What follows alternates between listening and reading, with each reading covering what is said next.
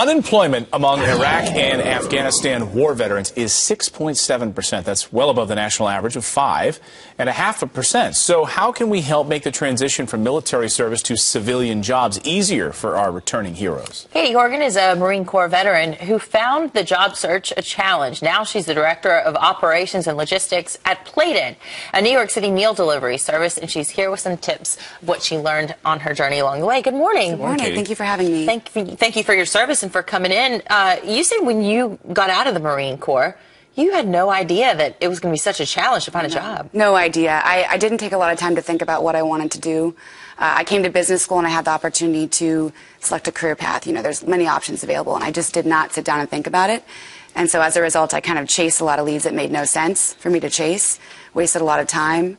It was very frustrating. I mean, you're used to being in charge and kind of running the show, and now you're at the mercy of a system that you're not familiar with. So. And now you're employed, so I'm sure there are a lot of folks wondering, well, how did that happen? And you have some tips here. Number one, you say list what you want. Yes. Have a clear head to understand exactly what you're going at. That's a very difficult thing to do. It's hard to prioritize for anyone, not just a veteran. I had to sit down and think about what I wanted from a career, where I wanted to live, what kinds of jobs I wanted to do. Unfortunately, I didn't do that until a year and a half in, so it was a little late. So I recommend people do that immediately before you leave the military, and stick to that, because if you chase something that's on that list, it's not going to make you happy, and you're going to waste time, honestly. Craft a confident 60-second pitch. Yeah, that's a tough one. I think a lot of veterans are not used to talking about themselves. The military is not about you. It's about the people that work for you, the people next to you, the organization as a whole.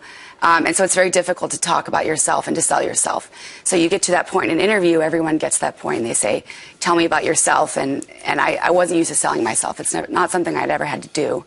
And so I sat down and thought about it, and I kind of pushed it into a 60-second pitch that I practiced all the time until I was comfortable and I didn't feel like I was not being true to who I was and the experiences I'd had. So it's a nice word track. If somebody asks you, you're like, yeah, boom, I got you. Right. It's your elevator speech. Yeah, and it's not boasting. I think a lot of military are uncomfortable. They think that they're, being cocky or boastful. That's not true. You earn the right to talk about your experiences, and you should.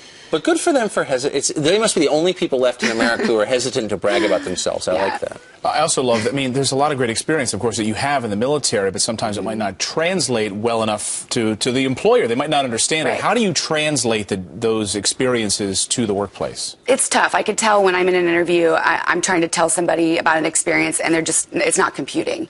And I would spend half of my 60 seconds or whatever it was trying to explain it to them. Not everyone's going to understand it, and that's fine. You have a Marine sergeant who led a squad of people on a deployment to Iraq or Afghanistan, and you can't translate that in 60 seconds. So I chose to kind of go a different route and take stories, little vignettes from some of the experiences I had, and choose to tell those instead of trying to list bullet points. It's just, you make a better connection with the person across from you. It tells a better story and gets your point across. And even think about that when you're writing out your resume. Don't use a bunch of acronyms. That's a tough one. I think that's something I had to get over as well. Yep. No acronyms. Katie, thanks for joining us this morning. Thank you so much. Your company sounds really cool. It's great. Thank you so much.